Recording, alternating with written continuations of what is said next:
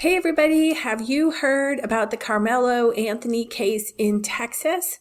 One of my true crime professionals and I were discussing this case, and I had to admit I knew nothing about it. I had heard just a few things on the TV, and so I decided to look into it more. And I thought, well, if I don't know, you may not know either.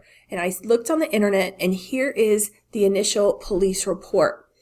I'm thinking this is the police report. This is purportedly from one of the TV stations. It looks kind of good. I haven't read through it yet, but let's take a look and let's see if anything stands out to us. I thought it was very interesting here that they made the arrest pretty much immediately, what's called an on-view arrest. And we don't see that very often in cases like these. Okay, so we're going to go through the police report here from the Frisco Police Department, Frisco, Texas. And this is what I'm talking about right here. It says an on-view arrest. You know, usually they have to work pretty hard at it. So it looks like it occurred at 6927-A Stadium Lane in Frisco. And we've got two arresting officers here, Eduardo Cortez and Allison Ricci. And it said he's held for local prosecution. And this was 4/2 of 2025 at 10:01 hours. And this is the defendant. And I want to say everybody is innocent until proven guilty. And again, I just pulled this report off the internet, so I don't know if it's doctored or anything like that. I don't actually know what's been released on the case because I didn't do my own FOIA. But let's just see what we can find out here. So we've got some particulars here that are marked out here. Mr. Anthony appears to be a juvenile at the time, or this person here listed in this report, employed or was employed by Heb. That's a grocery store. I don't know if you say Heb or HEB. And the charge is first-degree felony, murder. And, okay, so here's the narrative. Okay, and this is by Eduardo Cortez, so he must be the lead officer. So there, he's saying adult male was taken into custody following a stabbing on FISD property. And this says Frisco Police Department, but I'm wondering exactly what the FISD property is. Okay. It says media. I guess that's the media narrative. Okay. Everybody's police report is a little different, so we don't know. So he says, so he wrote this on April 2nd at 5:04 p.m. is what it appears to be. So here's what he says.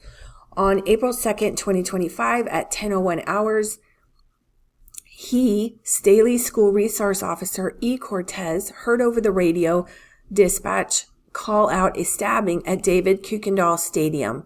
And he lists the arrest there, or the address there. He said Frisco PD call notes indicated that an athlete was stabbed. The suspect was reported as being a black male wearing a gray hoodie and blue sweatpants. What are the school colors? Do you guys know? I don't know. I immediately left my office and ran across the Staley Middle School parking. Again, he lists that address. It looks like it's an offshoot because here we've got the -A, not sure. So he ran across the parking lot towards a southwest entrance into the stadium. As he entered the stadium, two high school age students informed him that the victim was on the north end of the stadium by the bleachers under a Memorial High School tent. He says he did not identify those students. He probably was like running and he was like, where's it at? And they went like that. Okay. Happens a lot, right? The first priority is to help the victim. Okay. See what you can do and help the victim. He says next he proceeded towards the north end of the stadium on the visitor side on foot.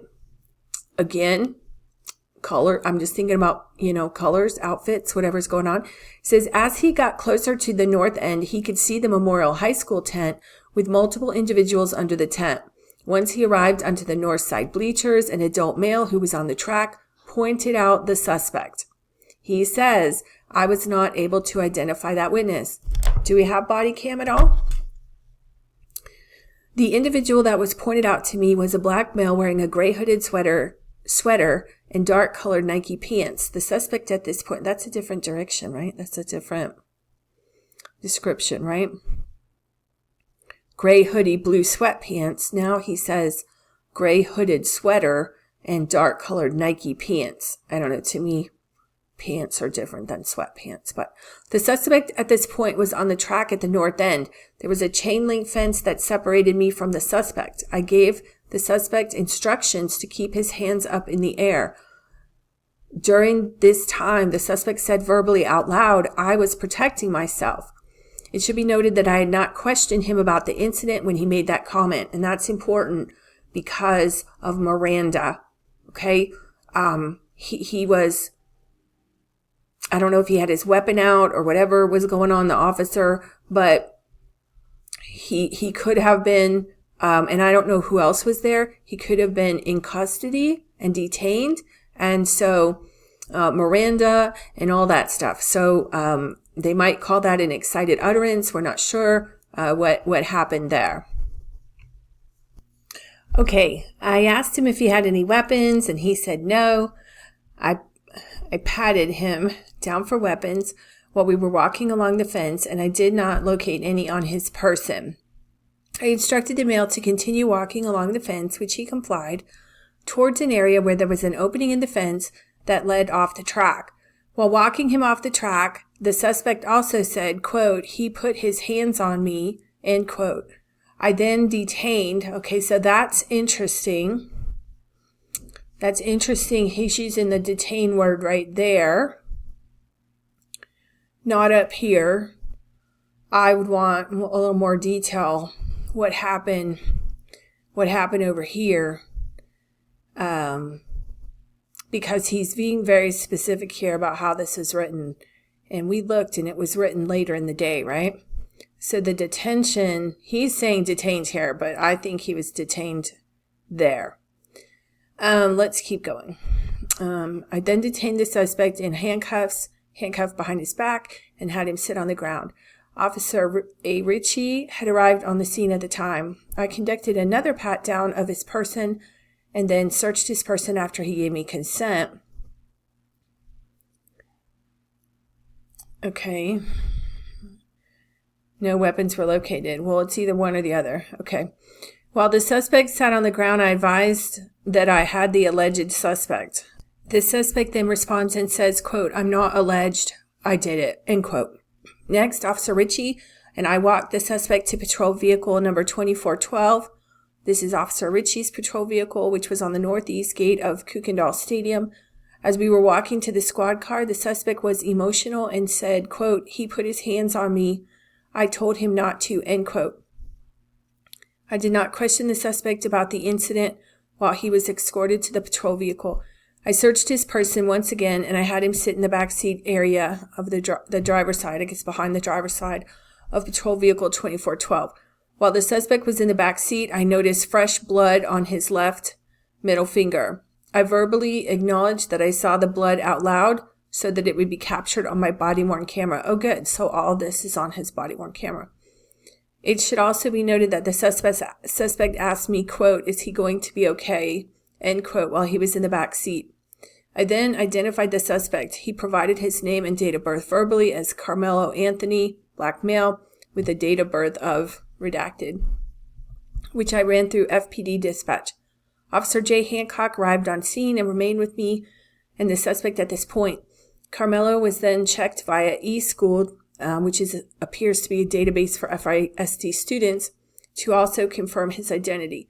The identifying information he provided matched the individual I had in custody, Karmelo Anthony. Next, I was advised by Sergeant Holland to transport the subject to the Frisco PD jail. Officer Hancock and I transported him to the FPD jail. I thought that was Ritchie's patrol vehicle. Okay. Again, I did not question Karmelo about the incident. Upon arriving at the Frisco jail, Karmelo was escorted into the intake area. FPD jail staff changed him out into jail attire. I remained with the jail staff the entire time that he was changed over. The clothes that Karmelo was wearing was placed in an FPD paper evidence bag. The clothes remained in my possession from this point on. Upon Karmelo being placed in a jail cell, I continued to keep possession of his clothes. I returned to my patrol, 2412. Oh, I guess he was sharing. Was he sharing it with?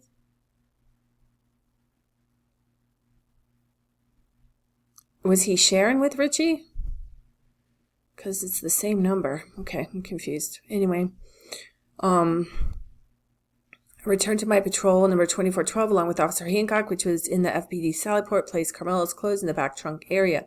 I drove patrol vehicle 2412 out of the Sally Port and parked the squad car in the FPD patrol parking area. Karmelo's clothes remained in the trunk area of vehicle 2412.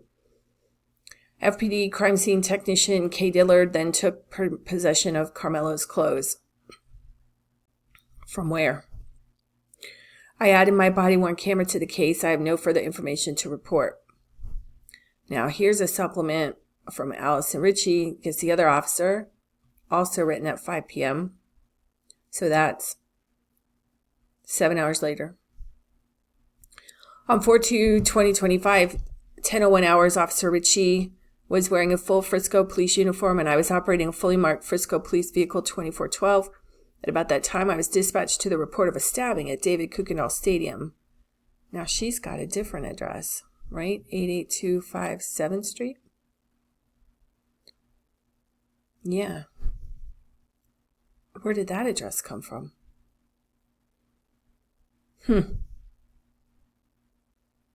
Wrong address. Or one has the right address, I'm not sure. Frisco Police Dispatch advised an athlete had been stabbed. The suspect was described as a black male wearing a gray hooded sweatshirt and blue sweatpants. I responded code 3 from the area of El Dorado Parkway and Frisco Street. I arrive on scene approximately at 10:05 hours. When I arrived on scene, I approached the track field area and saw Officer Cortez kneeling next to a black male wearing a gray hooded sweatshirt and blue sweatpants. He's kneeling? The male, later identified as Karmelo Anthony, black male, redacted, was in handcuffs and was seated on the sidewalk by the entrance to the track. As I approached Officer Cortez stated that Anthony was the alleged suspect. Anthony then made a spontaneous statement and said, quote, "I am not alleged. I did it," end quote. Officer Cortez conducted a pat search of Anthony's person to ensure Anthony did not have any weapons and found nothing of evidentiary value.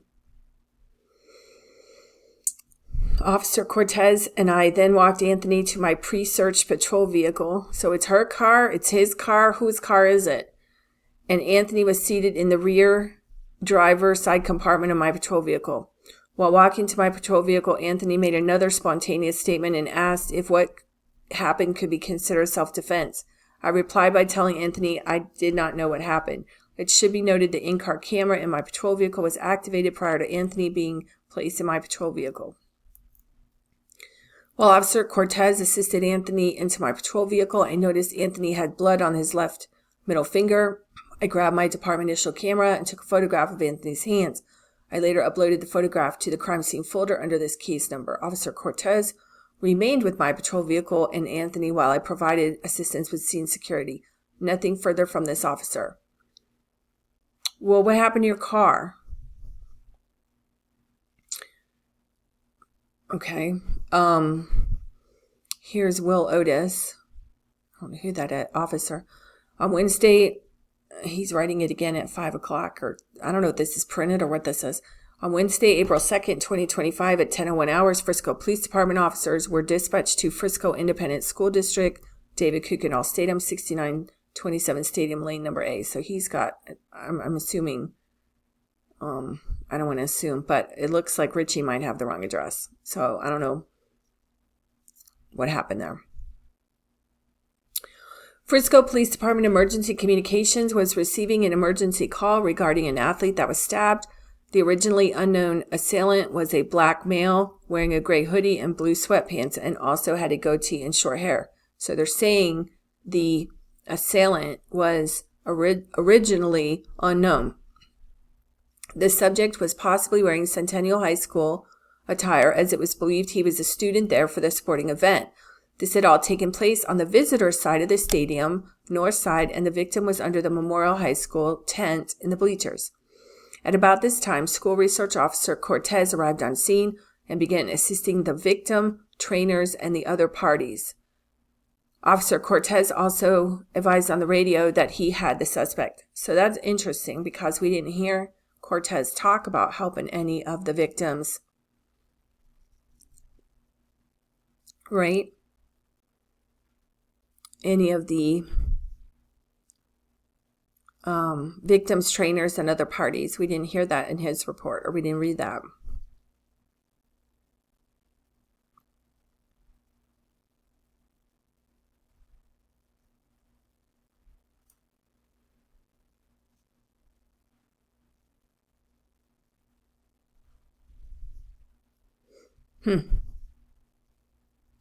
Interesting. Okay. Sergeant Otis, okay, he's talking about himself in the third person. Sergeant Otis was working the 50th sector as the sergeant. He was in full Frisco Police Department uniform with distinct patches and badge and police duty belt. He was also in a marked Frisco Police Department patrol vehicle 2315.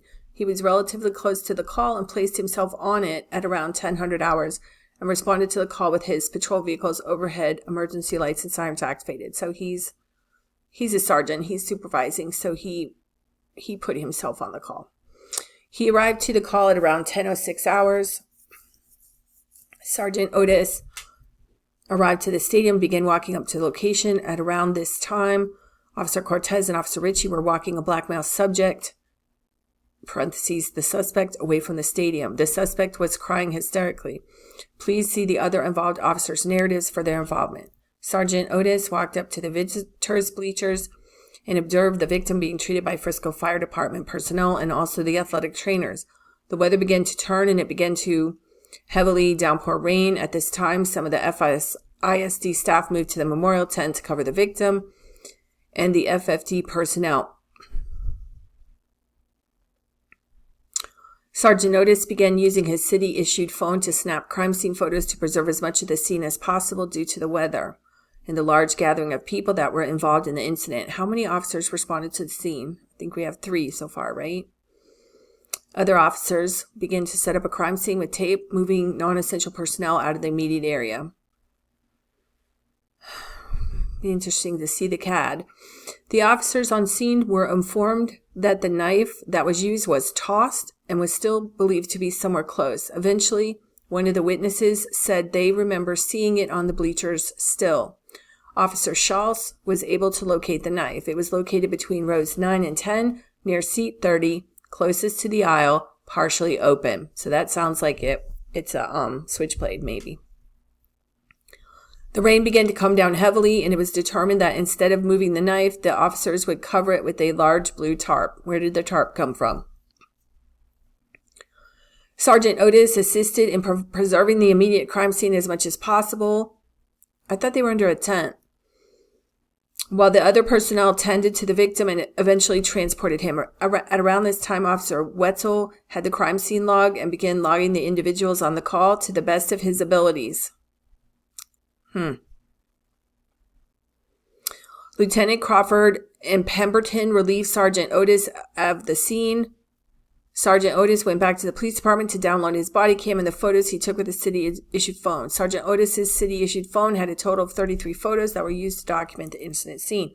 During the download, the initial photos formatting was incompatible with the crime scene folder. He downloaded the photos that he took, and they were able to be saved properly for preservation of evidence. At the time, there's nothing further.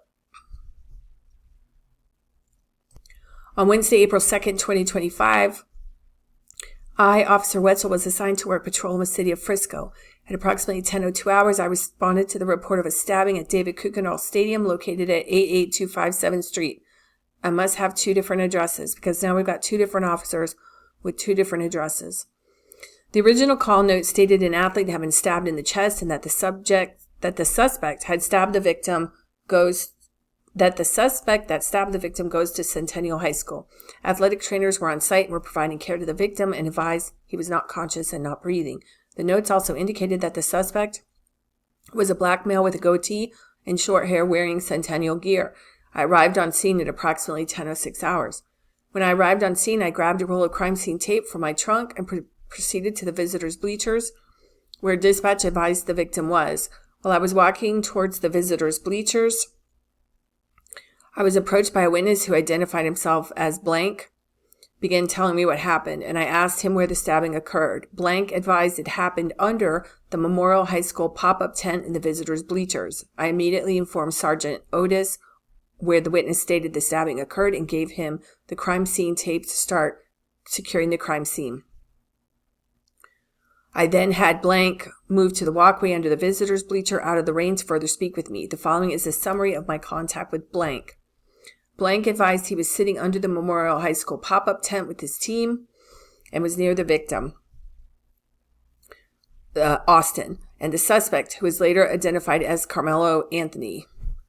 Anthony was from Centennial High School and was sitting under the Memorial High School tent. Austin had told Anthony that he needed to move out from under their team's tent, and Anthony grabbed his bag, opened it, and reached inside and proceeded to tell Austin, "Touch me," quote, "touch me and see what happens," end quote. No one really thought Anthony really had any weapons in his bag, and Austin proceeded to touch Anthony, and then Anthony told Austin to punch him and see what happens. A short time later, Austin grabbed Anthony to tell him to move, and Anthony pulled out what, and it's redacted, the person recalled as a black knife and stabbed Austin once in the chest and then ran away.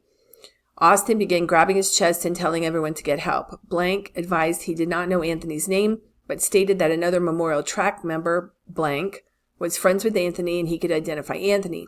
Blank described Anthony as a black male, skinny with possibly a goatee, short puffy hair, and wearing Centennial High School clothing.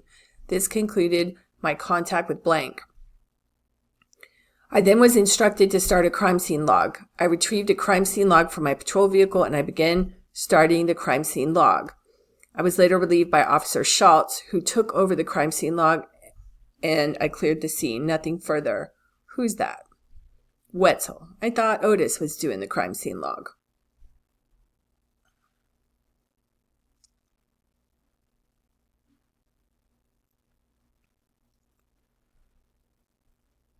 Oh, Wetzel. Okay.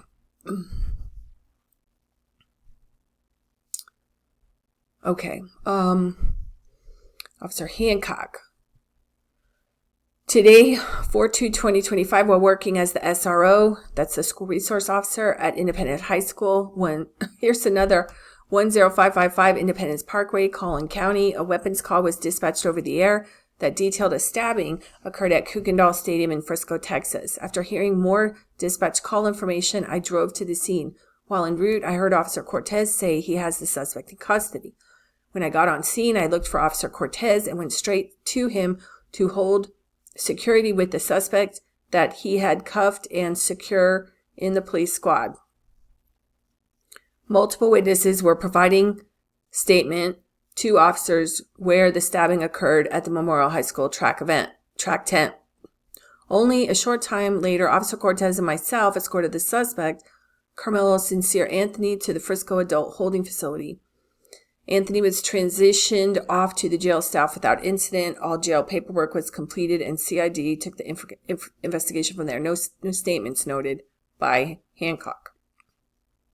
I wonder if he had body-worn cam. Okay. Officer Alvin Fisher.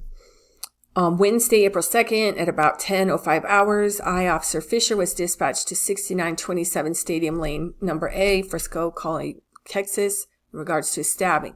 The note stated an athlete had been stabbed in the chest, was unconscious and not breathing. When I arrived, the crime scene was already marked off and the suspect was in custody. He didn't say when he got there. I began asking people if they were witness to anything. I made contact with Hunter, somebody, and then somebody. They were both breathing heavily and crying due to the nature of the events. They were with coaches on the field and it was pouring down rain. We made the decision to relocate to a locker room just to get out of the rain. Once in there, things calmed a little bit. However, they were still hysterical and could not really talk. In there, I learned Hunter was the brother of the victim. I attempted to ask them both what happened. I could not really get anything out of Hunter, but Blank stated he wanted to speak. I asked him what happened, and he stated they were all sitting on the bleachers under a Memorial High School tent when another male who he did not know walked over and sat under the tent. Blank then said Austin, the victim, told this male that since he didn't go to Memorial, he had to leave the tent. Austin and the male went back and forth, and then Austin stood up and pushed the male to get him out of the tent. Blank had said during this time of arguing, the male was reaching around in his bag he had. It was at this time the male took out a knife and stabbed Austin and then left the scene. This was all Blank remembered when he talked to me. After this, I stood with the 3 athlete witnesses until CID arrived and interviewed them. I was relieved by an SRO and went back to patrol. Now we have Officer Crawford. On 4/2/25 at approximately 1000 hours, I, Lieutenant M. Crawford, was dispatched to the Kuykendall Stadium at 6927A Stadium Lane, Frisco, Collin County, Texas, in reference to a stabbing call. I arrived on scene and observed medical personnel and several bystanders standing next to a subject later identified as the victim, Austin Blank. The medical personnel were actively engaged in life-saving measures with Mr. Blank. I observed that a crime scene was created around the area and began collecting the names and contact information of the bystanders within the scene. I then met with Officer Wetzel and directed him to begin a crime scene log.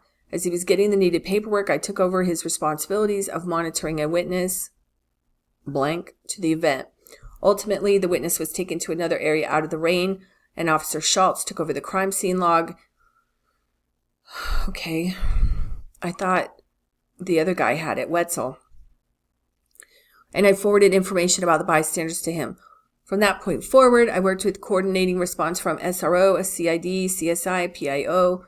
I took no other action at the scene. My body-worn camera did not activate when I initially arrived on scene, but I did activate it when I discovered it wasn't recording while waiting with the witness. Nothing further. That sucks. Okay. 4/2/2025, 1704, Jacob Schultz. On Wednesday, 4/2/2025, I, Officer Schultz, was working as the SRO at the Student Opportunity Center. So I guess they've got 2 SROs, whatever that Opportunity Center is. At approximately 10:01 hours, I was dispatched to a stabbing that occurred at the David Kuykendall Stadium, located at 6927 Stadium Lane, Frisco, blah, blah, blah. It should be noted that my location is approximately 200 yards from the stadium. Upon my arrival, I tried to get an updated location of the suspect. I could not see Officer Cortez when I arrived. Officer Cortez informed over the radio that he had the suspect in custody. At this time, I turned my attention to the victim. Multiple FISD trainers were already performing CPR. I could see blood on the ground around the victim. At this time, medics arrived and began life-saving measures. I coordinated with other officers on scene to secure the location. By this time, the students and FISD staff had cleared the area. I used crime scene tape and began to tape off the area. It began to rain harder at this time. Sergeant Otis and myself moved a Memorial High School tent over the medics and victim to attempt to preserve an evidence that we could. A Memorial coach approached me and informed that he was with a student who claimed to see the entire altercation. I told the coach to stick with the student and that we would need to get him to the police station to give a statement. The student quickly informed me that he knew where the suspect threw the knife and pointed me to its location. I located the knife with Sergeant Otis and could see blood on the knife. I quickly used my city-issued phone to take pictures before the rain could wash the blood away. Sergeant Otis located a blue tarp, and we decided we should cover the knife without touching it in an attempt to preserve any evidence. Where did the tarp come from? It was windy and raining hard. Once we positioned the tarp over the knife, I reached down and grabbed a backpack left in the stands to weigh the tarp down and threw it by where Sergeant Otis was positioning the tarp. Where's the alleged suspect's bag? It was later discovered that the backpack I threw up onto the tarp was the suspect's backpack. Go figure. It was the only Centennial High School backpack located within all of the Memorial High School backpacks in that area of the stands. After securing the scene with crime scene tape and attempting to preserve as much evidence as possible, I assisted other officers with locating other possible witnesses. Officer Wetzel was maintaining scene security while I was assisting the other officers. After the medics transported the victim, I relieved him of that post so he could go back to patrol. I maintained scene security until the call was cleared. Photos will be uploaded to the crime scene folder. My body cam will be downloaded at the end of the shift. Officer Pemberton. On 4/2/2025 at approximately 10:04 hours, I, Lieutenant K. Pemberton, responded to 69 in response to a reported stabbing. This location is a school stadium. Call notes advised a male had been stabbed and was unconscious. Upon arrival, several officers and medical personnel were attending to the victim, who was laying on the ground at the stadium bleachers. I coordinated the Frisco PD response and trying to establish a crime scene. The knife reported to have been used in the assault was located by another officer in the bleachers. Shortly after my arrival, a large downpour of rain began. I directed several officers to use a tarp found at the scene to cover the location of the knife. I remained on scene until the victim was transported and the crime scene was established. On 4/2/25, I responded to Texas Health. This is Officer Newton, to Texas Health Plano to assist with this case. I was tasked with meeting the ambulance at the hospital. I arrived prior to the ambulance and waited for them to arrive. They arrived at 10:46 hours with the victim, Austin Blank, who was brought into the trauma bay for treatment. At 10:53 hours, Dr. Chow pronounced Austin deceased. Once he was pronounced, staff stopped treatment and disconnected cords and tubes from the machines without removing anything from the body itself. While on scene, I took possession of clothing worn by Austin and maintained possession of the items until CSI Dillard took them from me. While on scene, Officer Landon requested assistance in lifting the sheets off the body to take photos. I then placed the sheets back when complete. I then stood by in the room for security while Officer Landon, Officer Hernandez, and CSI Dillard took additional photos. At one point, they rolled the body and removed shorts from Austin, which were bagged and stayed in my custody until CSI took them. At 13:24 hours, family was allowed into the scene to view the body. I was informed by staff and officers that they would be allowed to touch the head and feet, which they did. At 13:37 hours, nurses from the hospital bagged Austin in a body bag. At 15:15 hours, the transport service for the ME arrived and took possession of the body. Tag 1016978 was placed on the bag and secured. I took notes during this time, which were scanned to the report and booked as evidence. I turned in the crime scene log to be scanned to the report. At the conclusion of the call, I took my camera off covert mode and went to turn it off. At that point, I learned the camera had failed to activate. Due to it being on covert mode, I did not see the indicator lights on the top of the camera. Officer Higgins. On 4/2/2025, Officer Higgins was working as the desk officer at 7200 Stonebrook Parkway, Frisco. At approximately 10:42 hours, somebody walked into the main lobby stating he'd witnessed a stabbing and was told to come to the lobby to complete a witness statement. I gave Blank a voluntary witness statement, which he worked on until detectives arrived to speak with him. Blank left with detectives, and I returned to my normal duties. So it looks like we have a written statement, which is good. On Tuesday, this is Officer Thomas, or Officer Craig. On April 2nd, 2025, at approximately 10:01 hours, I, reporting Officer Craig, SRO Liberty High School, was at the Heritage High School and heard via radio that a FISD student had been stabbed at the stadium. He responded to the scene. Upon arrival, I first made contact with Officer Cortez, who was standing next to a marked police vehicle. Officer Cortez advised he had detained the suspect and he was in the patrol vehicle. I then responded to the victim's scene that was in the north bleachers. As I walked up, I noticed Frisco Fire Department personnel was attempting to provide life-saving measures to a subject later identified as Memorial High School Austin Blank. As other officers worked the scene, I was asked to respond to the stadium's medical locker room area and keep the following Memorial High School student witnesses separated until detectives could speak with them. It's 3 of them. A J, an E, and an M. While with them, I was told to take their cell phones from them and later turn them over to Sergeant Bissonette. After being relieved, I was asked to make contact with all FISD athletes that had been placed on school buses. Below is a list of students who identified themselves as witnesses to the stabbing. of Austin. They didn't redact that. Blah, blah, blah. All these people. I was also met by the following coaches who advised they witnessed the incident. That's a lot of people seeing it. Nicole Gonzalez, Vincent Hooper, Lakeisha Collin, Mindy Yeatman. After completing this task, I cleared the scene. Officer Aviles. On 4/2/25, I Sergeant Aviles responded to a stabbing. Upon arrival, I provided scene security and assisted with keeping civilians away from the crime scene. I maintained this position until I was relieved by CID detectives and cleared the scene. Officer Miller. On 4/2/2025, at approximately 1000 hours, I, Sergeant J. Miller, was dispatched to a stabbing call located at the stadium. Call note stated one student was stabbed by another student. Upon my arrival, my only duty was to provide scene security. As the Frisco medic was leaving the location, I assisted in moving people out of the way for the medic to be able to drive through. Shortly after, I cleared the scene. Okay, well, what do you think? What questions do you have? We will see what happens. I believe, let me check. It looks like the current trial date is June 1st, and that could change. If you're not familiar with the court process, they go through a lot of pleadings and negotiations and settlement conferences. And I don't know this case. This is my first reference into this case. And so I don't know what has been happening. That's why I thought I would start looking at some of the pleadings, see what was going on, what the issues are, maybe what the defense is, what they're saying.